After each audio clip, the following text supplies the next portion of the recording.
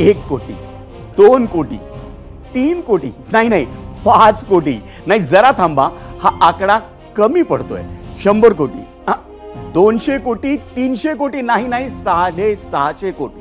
मंडळी, तुम्ही म्हणाल की झिरो ओव्हरमध्ये आम्ही काय बॉक्स ऑफिस कलेक्शन सांगतोय का? तर नाही मंडळी, आम्ही सांगतोय आपल्या निवडणूक आयोगानं जप्त केलेल्या मालमत्तेची आत्तापर्यंतची एकूण रक्कम. महाराष्ट्रातल्या 288 विधानसभा मतदारसंघांमध्ये पुढच्या अवघ्या 11 तासांनंतर मतदानाला सुरुवात होणार आहे. पण त्याआधीच महाराष्ट्रात सुरू झालेल्या राजकीय खेळींचं विश्लेषण आपण झिरो ओव्हरच्या आजच्या भागात पाहणार आहोत. नमस्कार, मी विजय साळवी आणि तुम्ही पाहताय झिरो ओव्हर. मंडळी, मतदानाच्या 2 दिवस आधी प्रचार सभा थांबवाव्या लागतात, कारण तशी आचारसंहिताच आहे.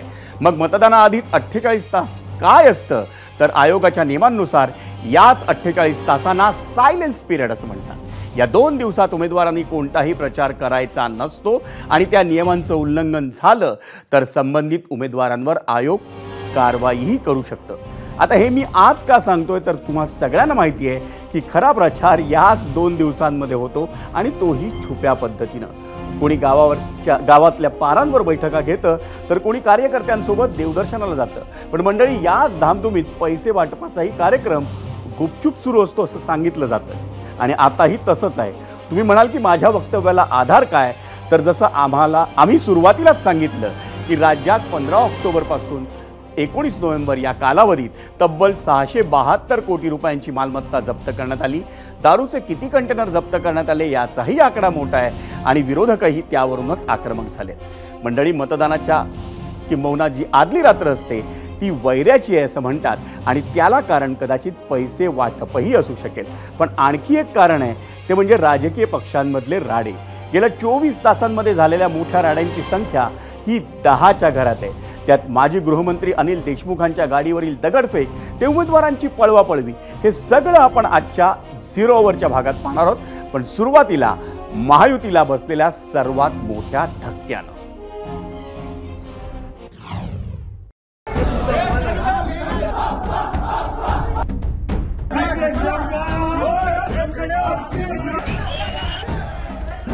आमच्या मतदारसंघात का आले?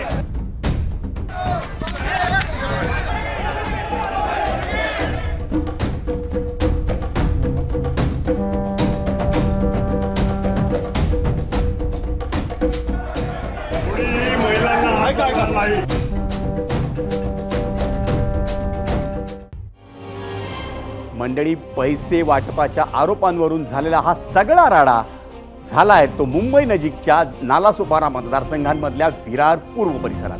ठिकाण होतं इथलं हॉटेल विवांता. इथं आज सकाळी 10:30च्या सुमारास भाजपचे राष्ट्रीय सरचिटणीस विनोद तावडे पोहोचले आणि त्यानंतर अवघ्या अर्ध्या तासातच बहुजन विकास आघाडीचे आमदार क्षितिज ठाकूर आपल्या कार्यकर्त्यांसह तिथं दाखल झाले आणि मग सुरू झाले आरोप आणि प्रत्यारोप. दोन्ही पक्षांचे कार्यकर्ते आमने सामने आले आणि पहिला व्हिडिओ समोर आला. वेळ होती साधारण 11:30ची. हॉटेलच्या लॉबीमध्ये अर्धा तास प्रचंड राडा सुरू होता.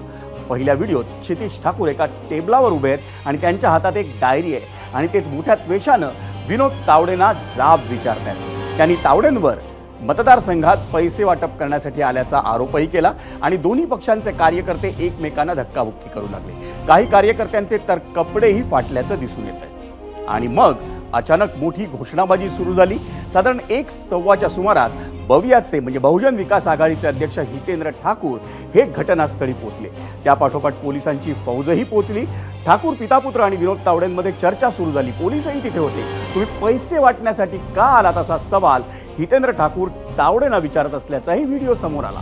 जवळपास 2 तासांच्या तणावपूर्ण स्थितीनंतर सगळे नेते पत्रकार परिषदेसाठी बसतात आणि तोपर्यंत महाराष्ट्राच्या कानाकोपऱ्यातून सगळ्याच विरोधकांनी भाजपसह महायुती सरकारवर घणाघाती आरोप करायला सुरुवात केलेली होती. इकडे विरारच्या त्या हॉटेलमध्ये तणाव वाढत होता.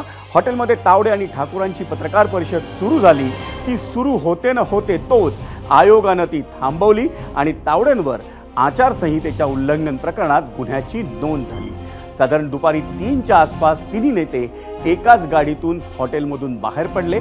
तिकडे SSTचं पथक पोहोचलं आणि त्यांनी बवियाच्या दाव्यानुसार हॉटेलच्या रूममध्ये तपासणी केली तर त्यांना 9,93,000ची रोख रक्कम आणि काही कागदपत्रही सापडल्याचं त्यांनी सांगितलं. या सगळ्या नाट्यानंतर आम्ही थेट हितेंद्र ठाकूरांना गाठलं आणि त्यांच्याकडूनच हा सगळा प्रकार नेमका काय होता, काय झाला हे समजून घेतलं. पाहूया त्यांनी काय सांगितलं आणि काय आरोप केले. आप्पा, नेमकं हे प्रकरण काय होतं, कधी कळलं तुम्हाला आणि कधी दादा गेलेले आतमध्ये? मला भाजपच्याच नेत्यांनी सांगितलं का असं असं 5 कोटी घेऊन वाटप करण्याकरता आल्यात. त्यातले काही लाख, म्हणजे मला अगोदर विश्वास नव्हता का एवढा मोठा केंद्रीय नेता अशा प्रकारे वाटप करेल, पण दुर्दैवाने ते खरं ठरलं. आज हॉटेलमध्ये पैसे पकडले गेल्या, डायऱ्या पकडल्या गेल्या, लॅपटॉप पकडले गेले. तिकडे डायऱ्यांवर नावं लिहिलेली आहेत, त्यांना कोणाला किती के म्हणजे 1000, 300 के, 400 के, म्हणजे 3 लाख 4 लाख असं एकेका कार्यकर्त्याला दिलाय. ते डायरीमध्ये नोंद आहे. आपण नेमकं किती 5 कोटी जर आले होते तर आता जर जेव्हा बघितलं तर 9,30,000 काहीतरी अमाऊंट सापडले. 19 लाख असं मला सांगितलं. ते त्यात धडती चालू होती, सगळ्यांची धडती घेतली असेल आणि यांना अगोदर सकाळी मिटिंगला जवळपास 200-300 लोक तिकडे जमलेली, त्यांना वाटप पण झालं असेल आणि ते निघून गेले. कोणाला तिथे धक्काबुक्की काय झालेली आहे का, की तुमच्या कार्यकर्त्यांना काय धक्काबुक्की झाली आहे का, तुमच्या कार्यकर्त्यांनी काय केलं? माझ्यासमोर तर काहीच घडलं नाही आणि माझ्या अपरोक्ष पण काही घडलं नाही. ऑन दी काउंटरी पोलीस प्रशासनाने मला सांगितलं, हो तावडे साहेबांची गाडी बरोबर नाही मिळत, तो विनोद तावडेना तुम्ही तुमच्या गाडीतून घेऊन निघा, कधी कोण काय करेल काय नाही करेल. म्हणून मी आणला आणि त्यांना दुसरी गाडी देऊन पाठवली. अहो तिकडून बाहेर काढणं राणा संस्कृती नाही आपली, लोक भडकलेली, त्यामुळे तिकडून सेफ बाहेर काढणं ती पण जबाबदारी माझ्यावर आली. पोलीस प्रशासनाने सांगितलं का तुम्ही नेलं तर चांगलं होईल आणि म्हणून मी काढलं त्यांना. माणूस काय मग आमच्यात. सध्या आपल्यावर पण गुन्हा दाखल होतो, पत्रकार परिषद घेतल्यामुळे आपल्यावर पण गुन्हा दाखल होतोय. पत्रकार परिषदेचा गुन्हा होतो हे मला आज कळलं. अहो सगळ्या चॅनलवर सगळे नेते बोलतायत, तो गुन्हा नाही. आणि पत्रकार परिषद आम्ही नाही, पत्रकार आले, त्यांनी माईक पुढे केला, आम्ही बोलायचं नाही. पत्रकारांची 4था स्तंभ आहे आपला लोकशाहीचा. होते आमदार हितेंद्र ठाकूर यांनी स्पष्ट आरोप केलेला आहे की भाजपाचे विनोद तावडे हे या वियान हॉटेलमध्ये कशासाठी आले आणि त्याच्याकडे जी अमाऊंट सापडली होती ती कशासाठी होती. प्रभाकर कुडालकर, ABP माझा, विरार. भवियाचे अध्यक्ष आणि आमदार हितेंद्र ठाकूर यांनी केलेले दावे, त्यांनी केलेले आरोप हे तुम्ही स्वतः ऐकलेत मंडळी. पण ही झाली एक बाजू. आता ऐकूया दुसरी बाजू आणि ती आहे भाजपचे राष्ट्रीय सरचिटणीस विनोद तावडे यांची. खरं तर मंडळी, गेल्या काही दिवसांमध्ये विनोद तावडे हे महाराष्ट्राच्या राजकारणात पुन्हा ॲक्टिव्ह झाल्याचं चित्र होतं. ते प्रभारी असतानाच भाजपनं देशातील अनेक राज्यांमध्ये भाजपची सरकारं बनवली होती. त्यामुळे विनोद तावडेंचा आत्मविश्वास हा कमालीचा वाढलेला आहे आणि त्याच आत्मविश्वासाच्या जोरावर विनोद तावडे हे महाराष्ट्र विधानसभेच्या निवडणुकांमध्ये ॲक्टिव्ह झालेत.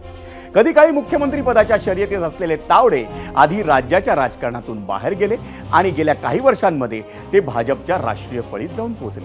भाजपचा आश्वासक मराठा चेहरा म्हणून आधी त्यांच्याकडे पाहिलं जायचं आणि आता तर मराठा आरक्षण आंदोलनाच्या धर्तीवर तावडेंना पक्षातून पुढेही करण्यात येऊ शकतं अशी चर्चा राजकीय वर्तुळात सुरू होती. नेमकी त्याच तावडेंवर आज हितेंद्र ठाकूरांच्या बहुजन विकास आघाडीनं पैसे वाटण्याचा गंभीर आरोप केलाय.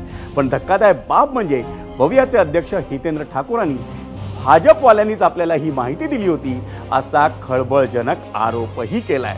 त्यानंतर निवडणूक आयोगानं भवियाच्या आरोपानंतर तावडेंच्या ताफ्यातील गाड्यांचीही तपासणी केली. पण त्याच वेळी तावडेंनी त्यांच्यावर करण्यात आलेले सगळे आरोप हे फेटाळलेले.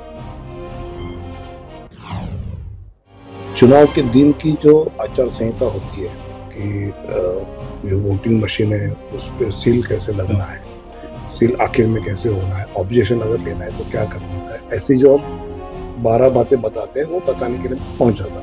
सामने वाला जो पार्टी हमारे मित्र पक्ष है, हितेंद्र ठाकुर जी है या क्षितिज है, के कार्यकर्ताओं को लगा कि हम पैसे बांट रहे हैं. चुनाव आयोग उसकी इंक्वायरी करे, पुलिस इंक्वायरी करे, CCTV फुटेज ले ले. उसमें वास्तव जो है, मैं तो 40 साल से पार्टी में हूँ. अप्पा ठाकुर मुझे जानते हैं, क्षितिज मुझे जानते हैं, सब पार्टी जानती है. तो जो वास्तव है वो सबको पता है और फिर भी चुनाव आयोग ने निष्पक्ष इंक्वायरी करनी चाहिए, ऐसा मेरा भी आग्रह है. आणि मंडळी, बहुजन विकास आघाडीकडून विनोद तावडेंवर पैसे वाटण्याबाबत झालेल्या आरोपाशी निगडीतच आहे आपला आजचा पहिला प्रश्न आणि तो पाहूयात पोल सेंटर.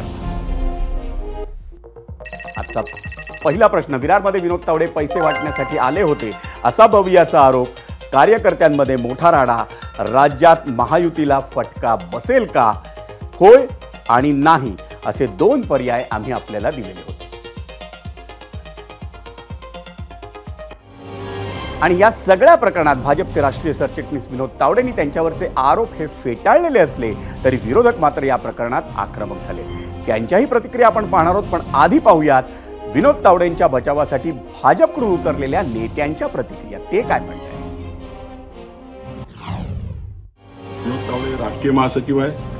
राष्ट्रीय महासचिव पदावर असलेला व्यक्ती असे पैसे वाटप फिरतील का याचाही विचार केला पाहिजे. खरं तर विरोधकाच्या पायाखालची जमीन घसरलेली आहे. विरोधक आता निवडणूक हरतात आहे आणि म्हणून भारतीय जनता पार्टींना आणि विनोद तावडेजींना बदनाम करण्याचा प्रयत्न आहे. तपास यंत्रणेने याबाबतची दखल घेतलेली आहे. तपास यंत्रणा या षडयंत्राला तपासेलच, पण भारतीय जनता पार्टी म्हणून आम्ही या षडयंत्राचा पर्दाफाश करू. विनोद तावडेजी हे खरं तर निष्कलंक आहे. निवडणूक आयोगाचं काम करू द्या. तुम्ही तक्रार करा, पोलीस स्टेशनमध्ये करा. तुमच्याकडे काही या संदर्भात पुरावे असतील, फोटोग्राफी असेल, व्हिडिओ असेल, तुम्ही द्या ना पोलिसांना. तुम्हाला पोलीस काम करत नाही असं वाटलं तर तुम्ही कोर्टात सुद्धा केस टाकू शकता. पण अशा पद्धतीने घेरायचं, मारण्याची धमकी द्यायची, जीवानी आम्ही तुम्हाला मारून टाकू, मला वाटतं की हे योग्य नाही. तावडे अतिशय सुसंस्कारित हे मी निश्चितपणे सांगू शकतो. आणि तावडे साहेबांना लक्ष्मण रेषा चांगल्या पद्धतीने ते असं कधीच करू शकतो. आणि मंडळी, या होत्या भाजपच्या वरिष्ठ नेत्यांनी तावडेंच्या बचावासाठी दिलेल्या प्रतिक्रिया. पण विरोधकांचं त्यानं काही समाधान झाल्याचं दिसत नाही. विनोद तावडेंना अटक करा असं म्हणून काँग्रेस प्रभारी रमेश चेन्नीथलांनी भाजपवर टीका केली आहे आणि ठाकरेंच्या शिवसेनेचे खासदार संजय राऊतांनी तर संपूर्ण प्रकरणात एक संशय व्यक्त केलाय. त्याचवेळी महायुतीच्या काही प्रमुख नेत्यांनीही प्रतिक्रिया दिल्या आहेत. पाहूयात ही सगळी मंडळी नेमकं काय म्हणतायत. तुम्हाला असं वाटतं की 50 खोके एकदम ओके, खोक्याने तुम्ही आमदार विकत घेतले म्हणून काय तुमच्या पैशाने तुम्ही मतदार विकत याल? या देशामध्ये ही लोकशाही आहे. दडपशाही, भीती, पैसे या सगळ्या कृतींचा मी जाहीर निषेध करते. ह्याची इन्क्वायरी झाली पाहिजे. आणि जर हे व्हिडिओ मी स्वतः डिटेलमध्ये पाहिलेला नाही, पण हे जर आरोप जर खरे असतील तर भारतीय जनता पक्षाने माफी मागून राजीनामे दिले पाहिजे त्या देशातून. बहुजन विकास आघाडीच्या लोकांना महाराष्ट्रभरात इतके पैसे वाटले जातात प्रमुख नेत्यांकडून, कोणी पकडलं गेलं नाही. याचा अर्थ गृह खात्याकडून पाळत ठेवली गेली विनोद तावड्यांवर. महाराष्ट्राच्या गृह खात्याकडून विनोद तावड्यांवर पाळत ठेवली गेली आणि विनोद तावडे या जाळ्यामध्ये पकडले जातील यासाठी पूर्ण बंदोबस्त झाला असं मला सारखं वाटतंय. आता अनिल देशमुखांचं डोकं आपोआप फुटलं. आज पैसे जर वाटतानाचा व्हिडिओ असेल तर हे जादूचे पैसे आले कुठून, कोणाच्या खिशात जात होते. तर आत्ता मी गेलो तर माझ्या तुळजाभवानीच्या दर्शनाला जाताना माझी बॅग तपासली. मग यांच्या बॅगेतले पैसे आणि मग हे दगड तपासणार कोण? तर मला असं वाटतं की निवडणूक आयोगाने याच्यामध्ये कठोर कारवाई केली पाहिजे. नाहीतर निवडणूक आयोगावरती कारवाई करण्यासाठी आम्हाला काहीतरी वेगळा मार्ग बघावा लागेल. निवडणूक आयोगाने अत्यंत निपक्षपातीपणाने हे घडलं असेल आणि तुमच्याकडे जर का व्हिडिओ असेल तर त्याच्यावरती कारवाई झालीच पाहिजे. कारण कायदा सगळ्यांना सारखा असेल तर तो यावेळेला दिसला पाहिजे. पहिल्या प्रथम तावडे जर का तावडीत सापडले असतील तर त्यांनी आत्तापर्यंतची सरकार कशी पाडली आणि कशी बनवली त्याचा सुद्धा पुरावा आहे. भाजप, मिंदे आणि अजित पवारांचा नोट जिहाद आहे का? नोट जिहाद आहे का? म्हणजे बटेंगे और जितेंगे असं त्यांचं काय, बाटेंगे और जितेंगे, बाटेंगे पैसा बाटेंगे और जितेंगे असं त्यांचं काय आहे का? ह्याचा आता छडा लागला पाहिजे. पण मी संपूर्ण महाराष्ट्राने उघड्या डोळ्याने पाहिलेलं आहे. त्याच्यामुळे महाराष्ट्रच काय तो उद्या निर्णय घेईल. मंडळी, विरारमधल्या पैसे वाटण्याच्या आरोपांमुळं महाराष्ट्रातलं राजकारण किंवा या राजकारणातलं वातावरण किती तापलं होतं ते तुम्ही आत्ताच पाहिलं. पण दिवसभर माध्यमांपासून मात्र विनोद तावडे दूर राहिले. अवघ्या काही मिनिटांआधी ते मुंबईतल्या आपल्या घरी पोहोचले. तिथंही पत्रकारांनी त्यांना गाठलं, पण पुन्हा एकदा त्यांनी सगळे आरोप हे फेटाळले. मी फक्त कार्यकर्त्यांच्या गप्पा मारायला गेलो आणि एकदम इथनं ठाकूरची माणसं आली आणि पैसे वाटतात। माझं म्हणणं आहे निवडणूक आयोगाने, पोलिसांनी, राहुल गांधी, सुप्रिया सुळे सगळ्यांनी तिथलं CCTV पाहावं, तिथलं सगळं पाहावं, पैसे कुठे वाटले, काय वाटले। कार्यकर्ते जे दिवस रात्र मर मरतात त्यांना भेटून चहा पिणं हे सुद्धा संजय राऊत, सुप्रिया सुळे आणि राहुल गांधीला इतकं वाईट वाटतं। आणि मी 40 वर्ष राजकारणात एक दमडी कधी वाटली नाही। मी हितेंद्र ठाकूरांचं मत विधान परिषद मिळवलेलं आहे, मला नंतर बाहेर पडताना हितेंद्र ठाकूर आणि यांनीच सोडलेलं आहे। त्यामुळे शंका आली असेल त्यांनी केलं असेल, निवडणूक आयोगाने पूर्ण चौकशी करावी। अरे टिप कुछ था ही नहीं तो टिप काय देंगे यार। जे सतत म्हटलं जाते की प्रचार संपला तर मग तुम्ही त्या मतदारसंघात का गेला होता? मी तेच म्हटलं की मी ज्यावेळी प्रचार संपल्यानंतर लोकांना भेटायला जात असतो, मी राजांना फोन केला की बाबा काय पोझिशन आहे, तर ते म्हणजे चांगलं चाललंय, आम्ही जरा काही जण बसलो तर चहाला या, तर मी चहाला गेलो। इतकं साधं सोपं जे मी गेल्या 25 निवडणुकात करत आलेलो आहे। आता उद्धवजी आणि मी सुद्धा अनेक वेळा रात्री शाखांमध्ये फिरलेलो आहे युती असताना, हे सगळे राजकीय कार्यकर्ते। त्यामुळे तरी शंका आली आहे ना, तुम्ही पैसे तपासा, CCTV त्या हॉटेलमध्ये ते तपासा आणि जे मिळेल ते करा, माझं काहीच म्हणणं नाही। मंडळी गंमत बघा, एकीकडे विरारमध्ये पैसे वाटण्याच्या भाजप विरोधातल्या आरोपांमुळे बहुजन विकास आघाडीचा गोंधळ, राडा सगळं काही सुरू होतं, पण त्याच वेळी डहाणूमध्ये भाजपनं त्याच भव्यामध्ये भूकंप घडवून आणला। उद्या मतदान होणार असताना भाजपनं त्यांचा उमेदवारच पळवून ठाकूरांच्या बहुजन विकास आघाडीवर सर्जिकल स्ट्राईक केला। डहाणूचे भव्या उमेदवार सुरेश पाडवींनी आज भाजपमध्ये प्रवेश केलाय। सुरेश पाडवी हे भव्याच्या पालघरच्या समितीच्या उपाध्यक्ष पदावर कार्यरत होते आणि त्यानंतर त्यांना डहाणू विधानसभेची उमेदवारी देण्यात आली होती। पण उद्या मतदान अगदी तोंडावर आले असताना हेच डहाणूचे उमेदवार सुरेश पाडवी यांनी भाजप जिल्हाध्यक्ष भरत राजपुरांच्या उपस्थितीत पक्षप्रवेश केला। सुरेश पाडवी यांनी भाजपचे उमेदवार विनोद मेढा यांना जाहीर पाठिंबा दिला।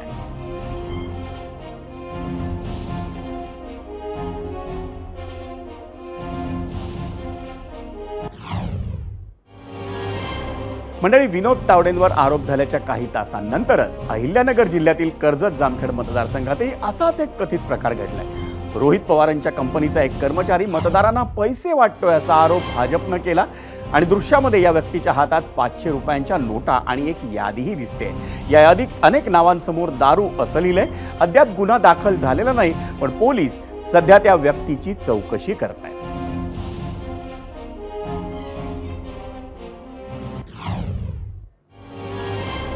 मंडळी, राजकारण खूप निर्दयी असतं असं म्हणतात। उपमुख्यमंत्री अजित पवार यांचे धाकटे बंधू श्रीनिवास पवार यांच्या आजच्या दाव्यानंतर तशीच काहीशी भावना मनात आली। राज्यातल्या विधानसभा निवडणुकीसाठीच्या प्रचाराचा काल शेवटचा दिवस होता, त्यामुळे बारामतीत काल दुपारी 2 मोठे प्रचार मेळावे पार पडले। एक होता शरद पवारांच्या राष्ट्रवादीचा, तर दुसरा अर्थातच अजित पवारांच्या राष्ट्रवादीचा। अजितदादांच्या प्रचार सभेत त्यांच्या मातोश्री आशाताई पवारही उपस्थित होत्या आणि त्याबद्दलच अजित पवारांचे धाकटे बंधू श्रीनिवास पवारांनी दादांवर एक गंभीर आरोप केला। आमच्या आईचं वय 86 वर्ष आहे, तिच्यावर मुंबईत उपचार सुरू आहेत, पण ते उपचार थांबवून तिला बारामतीत आणण्यात आलं। तिला पायाचा खूप त्रास होत असूनही सभेत येण्यास भाग पाडण्यात आलं असा दावा श्रीनिवास पवारांनी केलाय आणि त्यांच्याशी बातचीत केली आमचा प्रतिनिधी मंदार गोंजारी। इकडे तुम्ही युगेंद्र पवार साहेब, बाकीचं पवार कुटुंब, मात्र तुमच्या आई मात्र अजितदादांसोबत दिसल्या। नाही, आई आहे शेवटी, काय तिचं वय 87 आहे, 26-86 पूर्ण 87 रनिंग आहे। आणि मी आदल्या दिवशीच गेलो तिला, कारण मुंबईहून नुकतंच आणलं होतं, तिचं ट्रीटमेंट चालू आहे, ती ट्रीटमेंट थांबून एक 8 दिवसाचा हॉल्ट घेऊन ती आली होती। तर मी गेलो भेटायला की आई बरं आहे का काय, ती म्हणली मला त्रास होतोय।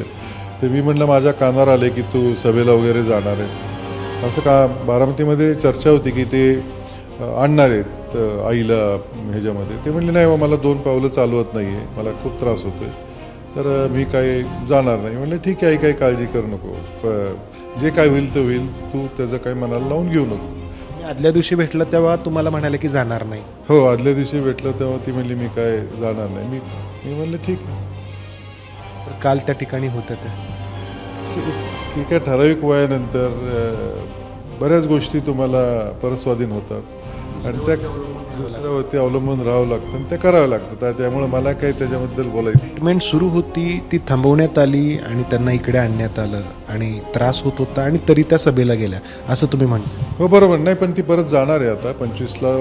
ती म्हणली आता हे 23 काय निकाल लागून मग 25ला परत जाईल आणि उरलेली जी थांबवलेली ट्रीटमेंट ती 8 दिवसाची कंप्लीट करेल. तुमच्या आई इतक्या वयस्कर आहेत. खरं तर राजकारणाच्या ठिकाणी मात्र म्हणजे हे सगळं तुम्ही बोलता आईशी किंवा आई तुमच्याशी बोलतात सगळ्या, कारण तुम्ही इकडे दादा तिकडे? नाही मी टाळतो. मी कारण तिला त्रास होऊ नये म्हणून मी राजकारणाचं टाळतो. उलट मी जाऊन तिच्याशी गमतीने बोललो तिला, कारण मी गेलो तेव्हा तिचं मतदान झालं होतं 85+ असल्यामुळे घरी येऊन मतदान. तर मी म्हटलं सुद्धा आई कोणाला मतदान केलं, तर मला म्हणली नाही बाबा हे गुप्त आहे. ती म्हणलं ठीक आहे तू योग्य मुलाला की नातवाला? हां मी तसं नाही, हां मी तेच विचारलं. तर तेव्हा ती म्हणली नाही बाबा गुप्त आहे. तर मी म्हणलं बरोबर तू योग्यच निर्णय घेशील. तुम्हाला खात्री आहे योग्य निर्णय घेतील त्या? मला खात्री आहे की तुमच्या आई ज्या आहेत मतदानाच्या माध्यमातून? हो आई कधी चुकीचा निर्णय घेईल का? आई योग्यच निर्णय घेईल.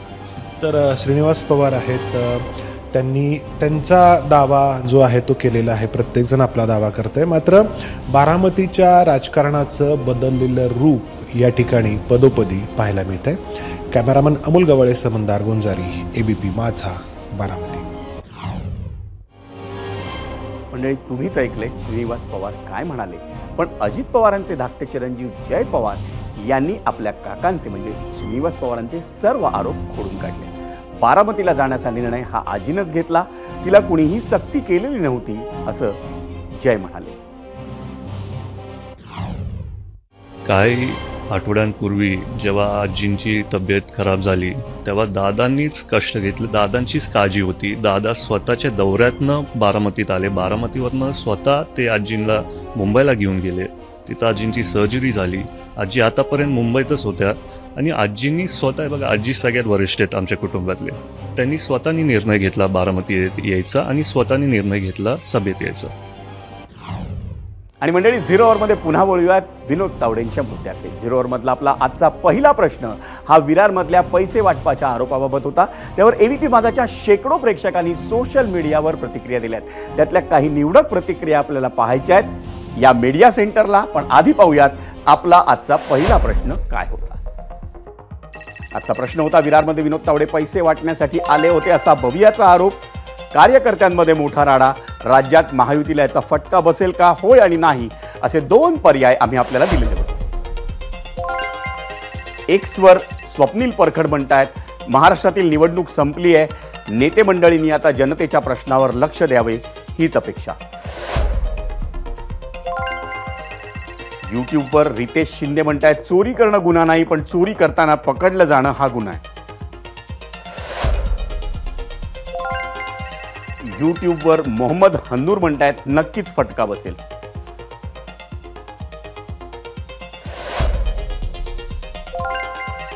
यूट्यूबवरच महेश पाटील म्हणतायत हे सापडले नसते तरी सुद्धा महायुती खड्ड्यात जाणार होतीच.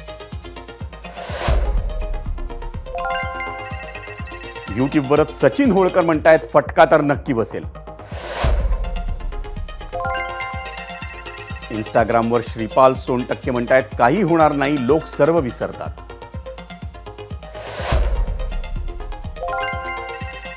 एक्सवर अमित मांजरेकर म्हणतात काळे पैसे कसे दिसतात आणि कसे वापरावे हे जनतेला दाखवत आहेत.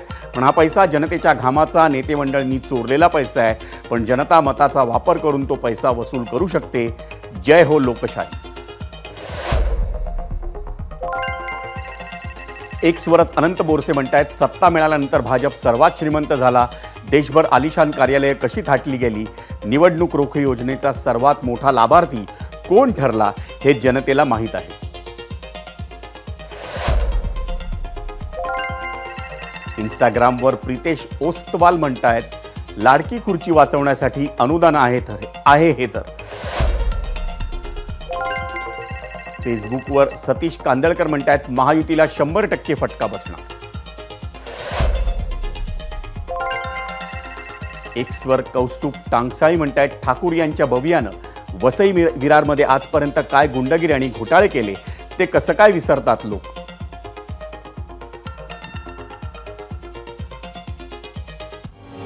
आणि मंडळी, झिरोवरच्या पहिल्या प्रश्नावर एबीपी माझाच्या प्रेक्षकांनी दिलेल्या प्रतिक्रिया पाहिल्यानंतर आता वेळ झाली आहे त्याच प्रश्नावर प्रेक्षकांनी दिलेला कौल पाहण्याची, आणि तो पाहूयात पोल सेंटरला. आपला पहिला प्रश्न होता, विरारमध्ये विनोद तावडे पैसे वाटण्यासाठी आले होते असा भवियाचा आरोप. कार्यकर्त्यांमध्ये मोठा राडा. राज्यात महायुतीला फटका बसेल का? एकूण 1,00,000 मतं आली आहेत या प्रश्नावरती आपल्याला एक्सवर, आणि एक्सवरचा कौल आहे महायुतीला फटका बसेल असं म्हणतायत 80% प्रेक्षक आणि 20% म्हणतायत नाही.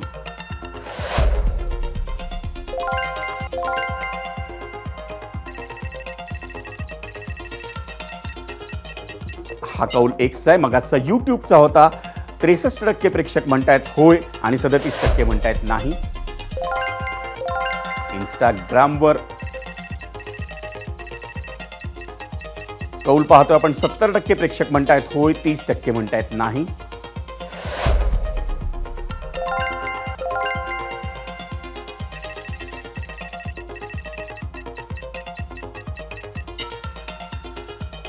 पुन्हा आपण कौल पाहतोय, 74% प्रेक्षक म्हणतायत होय आणि 26% प्रेक्षक म्हणतायत नाही.